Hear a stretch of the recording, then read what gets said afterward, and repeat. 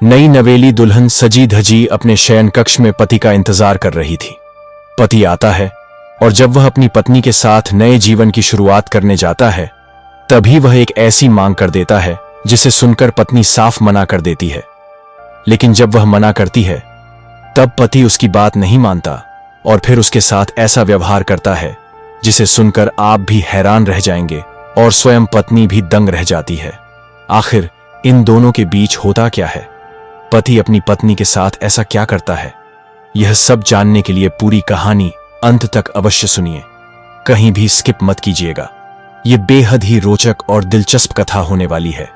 लेकिन दोस्तों, उससे पहले चैनल को सब्सक्राइब कर लीजिए और यह भी कमेंट करके बताइए कि आप यह वीडियो कहां से देख रहे हैं। तो चलिए दोस्तों, अब कहानी की शुरुआत करते हैं। यह घटना हरियाणा की है।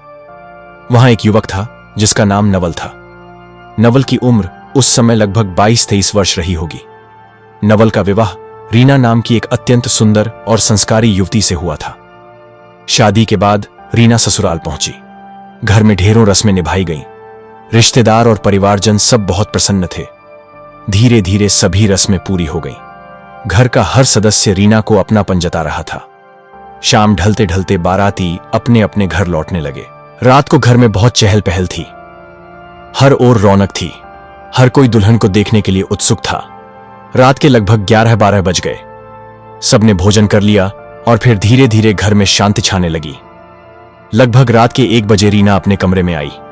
नवल भी उसी कमरे में था और आधा सोया सा लेटा हुआ था। रीना ने उसे जगाया। दोनों ने एक दूसरे से बात करना शुरू किया। इस बातचीत में दोनों ने अपने जीवन के नए अध्याय की शुरुआत की। धीरे धीरे वे एक दूसरे के करीब आए। दोनों देर तक बातें करते रहे और फिर उनका रिश्ता पति पत्नी के बंधन में वास्तविक रूप लेने लगा। लेकिन तभी नवल ने एक ऐसी मांग रख दी जो रीना को बिल्कुल भी पसंद नहीं आई। पति की जिद और पत्नी का इनकार। नवल ने कहा कि उसे पत्नी के साथ वैसा व्यवहार करना है जैसा वह चाहता है और रीना उसकी इस बात को नकार नहीं सकती। यह सुनकर रीना ने साफ शब्दों में कहा, देखो, मैं तुम्हारी पत्नी हूं, तुम्हारा साथ दूंगी, लेकिन जो बातें मुझे अनुचित लगती हैं उनमें मेरा कोई इंटरेस्ट नहीं है। मैं वैसा कुछ नहीं कर सकती। विवाह का जो पवित्र रिश्ता है उसी मर्यादा में मैं रहना चाहती हूं। लेकिन नवल जिद पर अड़ा रहा। उसने कहा, तुम मेरी पत्नी हो, मेरी बात मानना तुम्हारा कर्तव्य है। अगर तुम नहीं मानोगी तो और कौन मानेगा? रीना डरते डरते उसे समझाने लगी, लेकिन नवल की सनक उस रात मानने को तैयार नहीं थी। रीना ने विरोध किया, रोका टोका, पर नवल अपनी जिद पर अड़ा रहा। रीना की चीख अचानक इतनी तेज हो गई कि घर वालों तक पहुंच गई। सभी चौंक गए। उन्होंने कमरे के बाहर से आवाज दी, नवल, सब ठीक तो है? नवल ने जल्दी से बहाना बनाया, कुछ नहीं मां, रीना पहली बार आई है, थोड़ी असहज हो रही थी। घबराहट में आवाज निकल गई। घर वालों ने सोचा कि शायद नई दुल्हन है, थोड़ी घबराई हुई होगी। वे वापस अपने कमरों में चले गए। लेकिन रीना अंदर से बहुत परेशान और पीड़ित हो चुकी थी। सुबह हुई तो रीना के लिए दिन की शुरुआत बेहद कष्टदायक थी।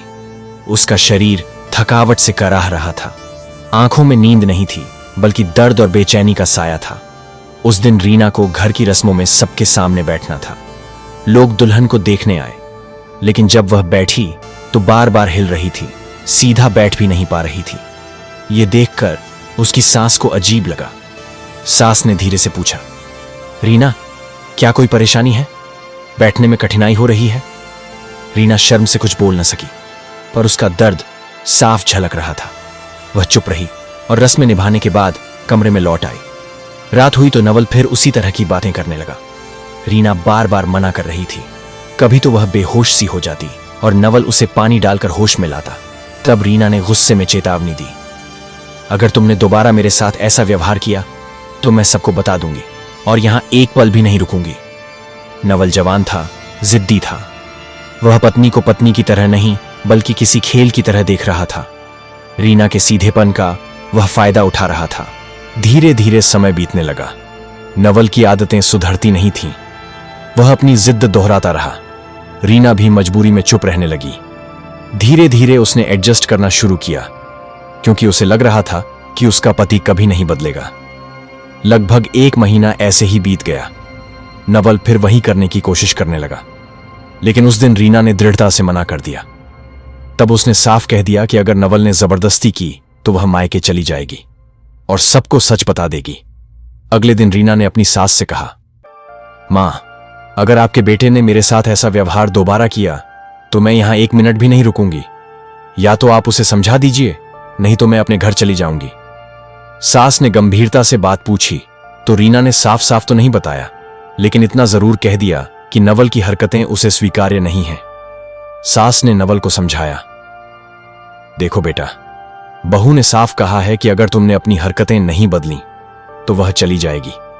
विवाह का रिश्ता प्यार और सम्मान पर टिका होता है, जबरदस्ती पर नहीं। नवल को धीरे धीरे अपनी गलती का एहसास हुआ। उसने समझा कि अगर वह अपनी पत्नी को खो देगा तो यह उसकी सबसे बड़ी भूल होगी। उस दिन से नवल और रीना का जीवन धीरे धीरे बदल गया। अब दोनों के बीच समझदारी और प्रेम का रिश्ता बनने लगा। रिश्ते में सुधार आया और जिंदगी सामान्य और सुखद होने लगी। दोस्तों, अगर रीना ने समय रहते अपनी बात न कही होती तो शायद उसकी जिंदगी बर्बाद हो जाती, लेकिन उसने हिम्मत दिखाई और सास से कहकर सही निर्णय लिया। इसी कारण उसका रिश्ता टूटने से बच गया और पति को भी अपनी गलती का एहसास हुआ। दोस्तों, इस घटना को बताने का उद्देश्य किसी की भावनाओं को ठेस पहुंचाना नहीं है। हम हिंसा या जबरदस्ती का समर्थन नहीं करते, बल्कि हमारा मकसद है कि आप ऐसी घटनाओं से सीख लें। विवाह का रिश्ता तभी पवित्र बनता है जब उसमें दोनों की सहमति, समझदारी और सम्मान हो। तो दोस्तों, इस कहानी के बारे में आपकी क्या राय है, कमेंट करके जरूर बताइएगा और चैनल को सब्सक्राइब करना न भूलिएगा।